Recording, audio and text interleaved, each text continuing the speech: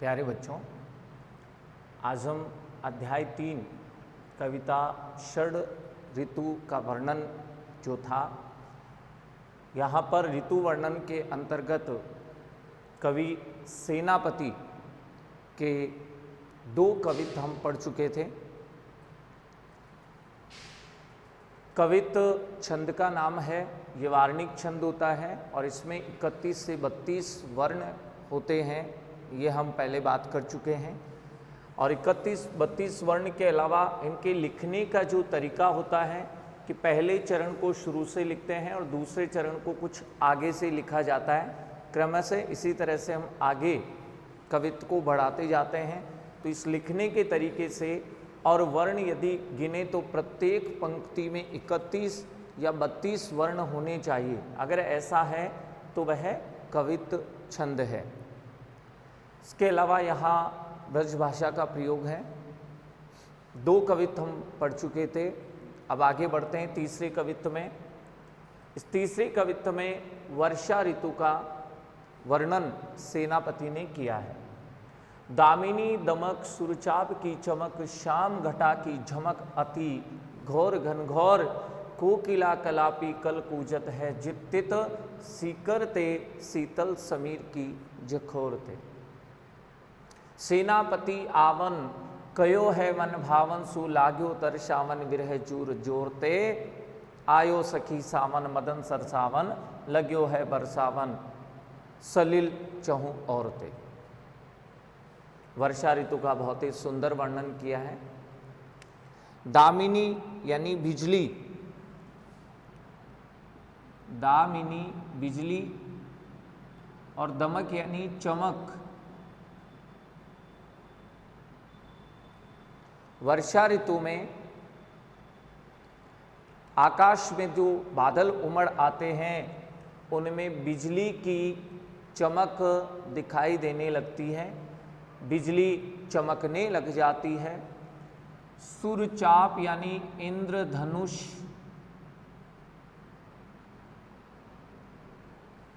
इंद्रधनुष भी चमकने लग जाता है। अर्थात वर्षा ऋतु में आकाश में इंद्रधनुष भी दिखाई देने लगता है। श्याम यानी काली, घटाएं घनघोर हम प्रारंभ में ले आएंगे। आकाश में काली घनघोर घटाओं की, अति यानी बहुत, घोर यानी भयंकर,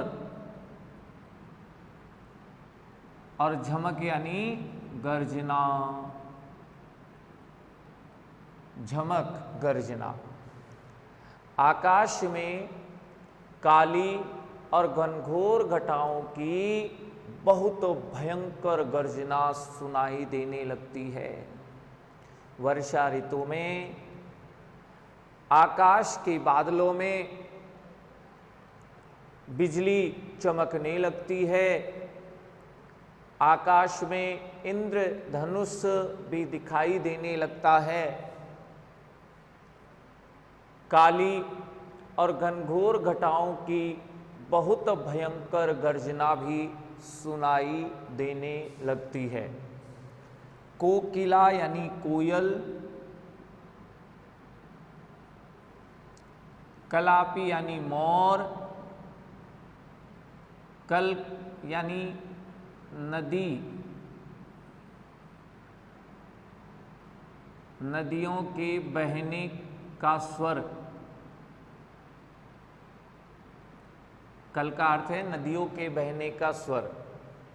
कूजत यानी कूकना, जित इधर, और तित यानी उधर। इधर उधर से कोयल कूकने लग जाती है, मोर और नदियों के बहने की भी कलकल की आवाज़ या मधुर आवाज़ सुनाई देती है। जैसे ही बादल छा जाते हैं बिजली चमकने लग जाती है, इंद्रधनुष दिखाई देता है, बादलों की भयंकर घनघोर घटाओं की गर्जना सुनाई देती है, तो उस समय इधर उधर कोयल और मोर इत्यादि कूकने लग जाती है और नदियों के बहने की आवाजें भी वर्षा होने पर आने लग जाती है। सीकर यानी पानी की बूंदें,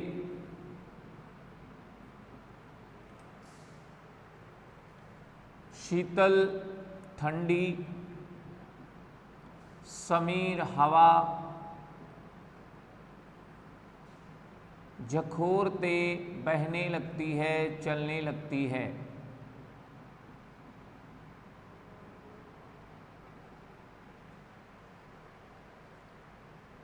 पानी की बूंदों के संपर्क में आने से हवा भी ठंडी होकर बहने लग जाती है, बहुत ठंडी ठंडी हवा बहने लगती है, चलने लगती है। हवा चलती है वो भी पानी की बूंदों के संपर्क में आने से ठंडी हो जाती है, ठंडी होकर बहती है।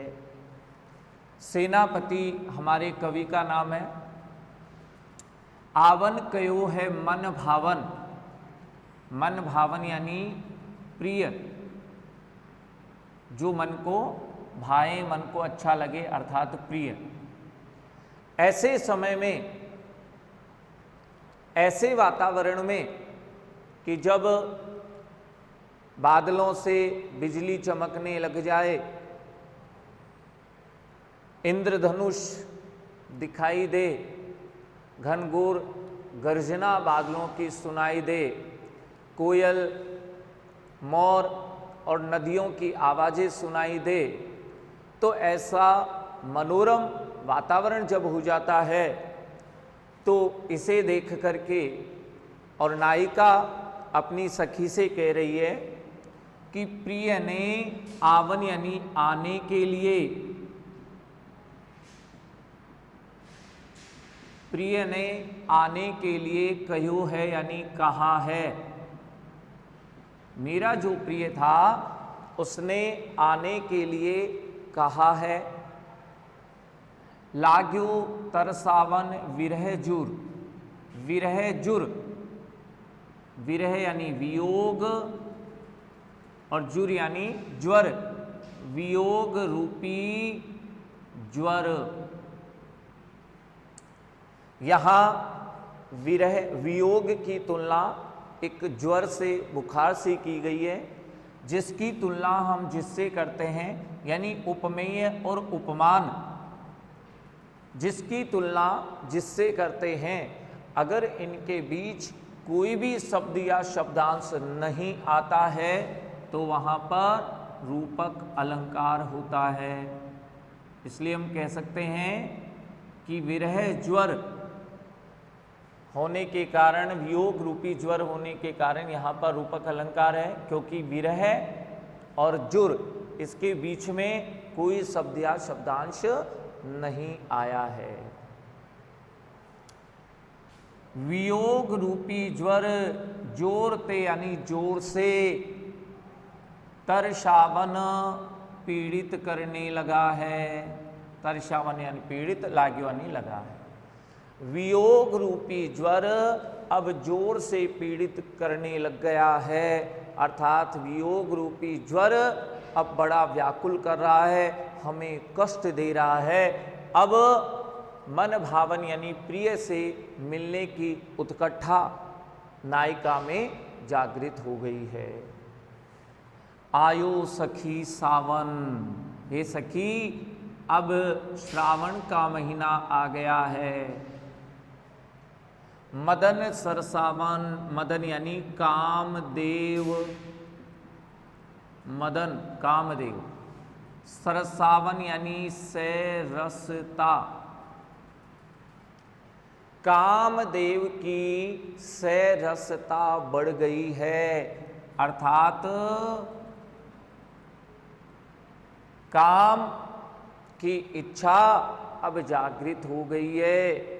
हमारे हृदय में, मन में काम भावनाएं अब जागृत हो गई है, काम भावनाएं बढ़ गई है।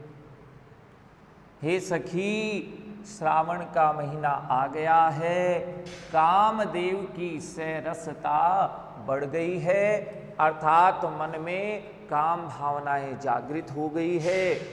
लग्यो है बरसावन सलिल, सलिल यानी पानी, चहूं और चारों ओर।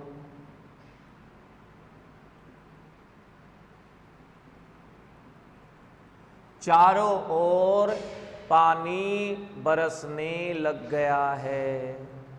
श्रावण का महीना आ गया है, कामदेव की सरसता बढ़ गई है।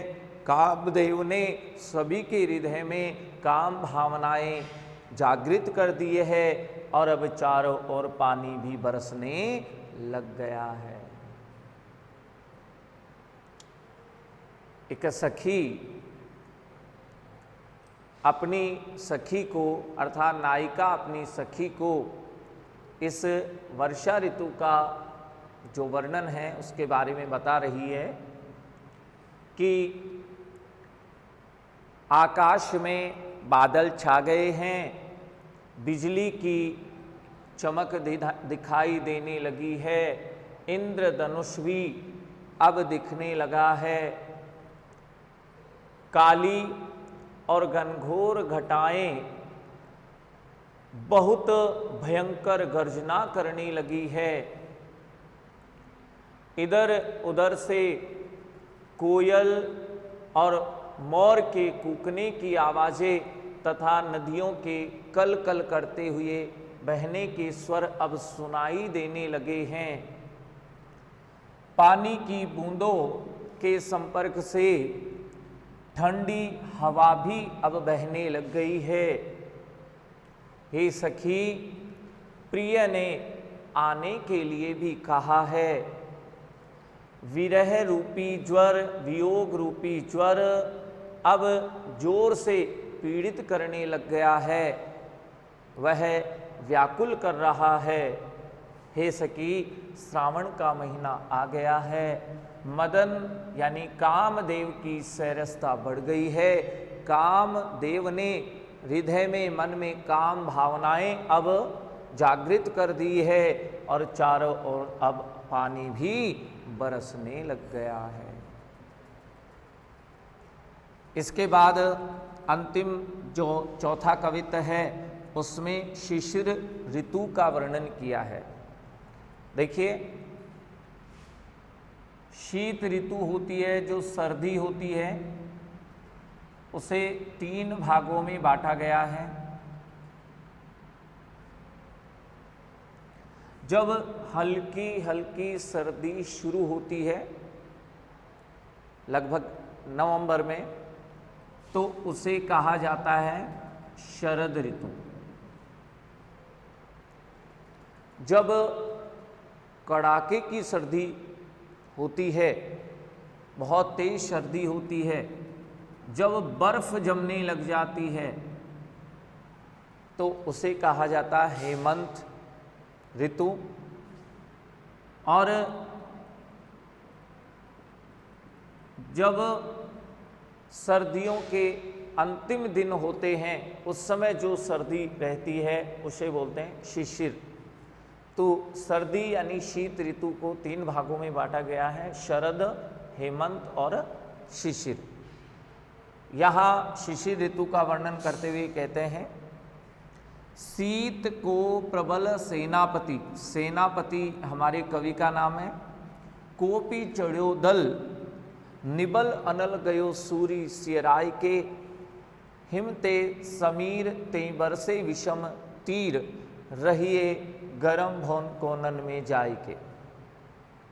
धूम नैन बहे लोग आगी पर गिरे रहे, हिये सो लगाए रहे नैक सुलगाय के, मानो भीत जानी महासीत ते पसारी पानी, छत की छा राख्यो पावक छिपाए के। शीत यानी सर्दी, शीत ऋतु।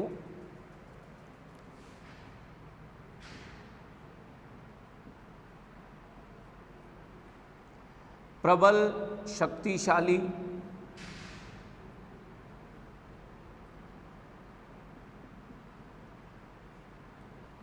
कोपी यानी क्रोध,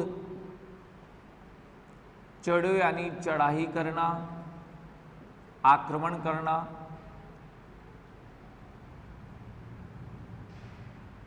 और दल यानी सेना। शीत ऋतु ने अपनी शक्तिशाली सेना के साथ, शीत ऋतु ने अपनी शक्तिशाली सेना के साथ और क्रोधित होकर के आक्रमण कर दिया है। शीत ऋतु ने शक्तिशाली सेना के साथ और क्रोधित होकर आक्रमण कर दिया है। निबल अनल, निबल यानी निर्बल, शक्तिहीन, और अनल यानी आग, अग्नि। अग्नि भी निर्बल हो गई है। इतनी तेज सर्दी है कि उस सर्दी के सामने अग्नि भी निर्बल हो गई है। गयो सूरी, सूर्य यानी सूर्य, सियराय शीतल होकर, सूर्य भी शीतल गयो यानी हो गया है। सूर्य भी शीतल हो गया है। सूर्य एक आग का गोला है, लेकिन जब तेज सर्दी होती है, तेज सर्दी गिरती है, तो उस समय सूर्य भी शीतल हो जाता है। हिम के समीर, हिम का अर्थ वैसे बर्फ होता है, लेकिन यहाँ शीतल होगा। समीर यानी हवा, जो हवा भी है वो भी बहुत ठंडी हो गई है, शीतल हो गई है। तेई बरसे विषम तीर, और जब वो ठंडी हवा चलती है तो ऐसे लगता है कि उसने विषम तीर बरसाना शुरू कर दिया है।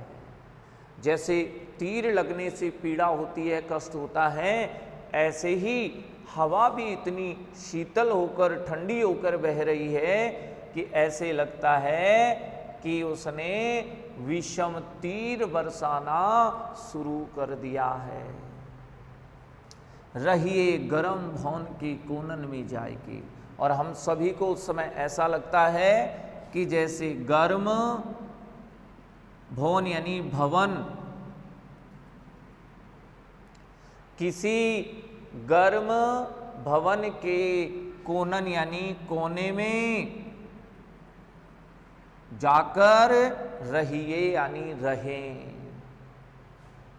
ठंडी हवा चलती है, शीतल हवा चलती है, बर्फीली हवा चलती है, और उससे ऐसा लगता है कि जैसे विषम तीर ही बरस रहे हो।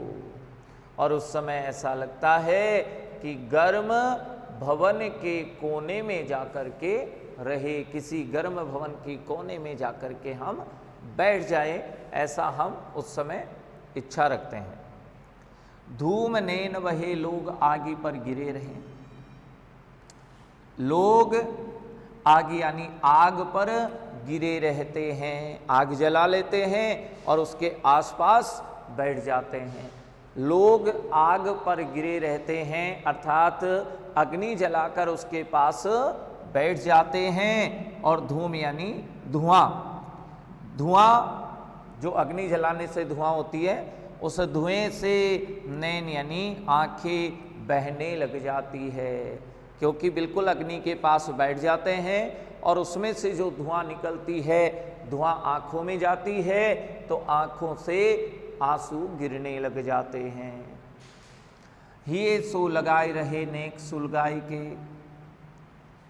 और नेक यानी अच्छे से, सुलगाई के यानी अग्नि जलाकर, आग जला करके अच्छे से हिये यानी हृदय,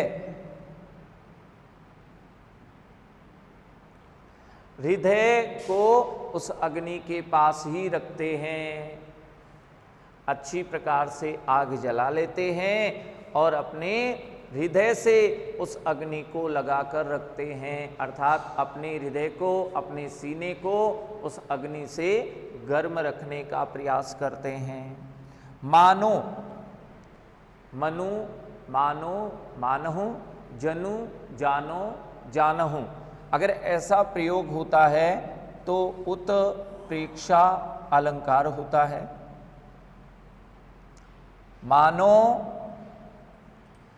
भीत जानी महासीतते, भीत यानी भयभीत हो जाना, डर जाना, महासीत यानी तेज सर्दी से, महासीत तेज सर्दी से, उस तेज या कड़ाके की सर्दी से, ठंड से सभी लोग भीत जानी भयभीत हो जाते हैं, डर जाते हैं। पसारी पानी, और पानी यानी हाथ, पसारी यानी फैलाना, और अपने हाथों को फैलाने से भी डरते हैं। उस तेज सर्दी से, कड़ाके की सर्दी से लोग मानो भयभीत हो जाते हैं और अपने हाथों को फैलाने से भी डरते हैं। छतिया की छा राख्यो पावक छिपाए के, पावक यानी आग, अग्नि, और अपने छाती की छाया में अर्थात सीने पर अग्नि छिपा के रखते हैं, अर्थात अपने हाथों को इस प्रकार सीने पर रखते हैं जिससे हमारे हृदय में जो अग्नि है, शरीर का जो ताप है, वह ऐसे कैसे ही बना रहे, हमारे हाथ भी उस ठंड से ज़्यादा ठंडे शीतल नहीं हो जाए। इसीलिए अपने सीने या हृदय की छाया में अग्नि छिपाकर रखते हैं, अर्थात उस अग्नि को, उस गर्मी को वे छिपा करके रखते हैं, अपने हाथों को हृदय पर लगाकर रखते हैं, हाथों को फैलाते नहीं है। ऐसा वो तेज या कड़ाके की सर्दी से भयभीत होकर के करते हैं।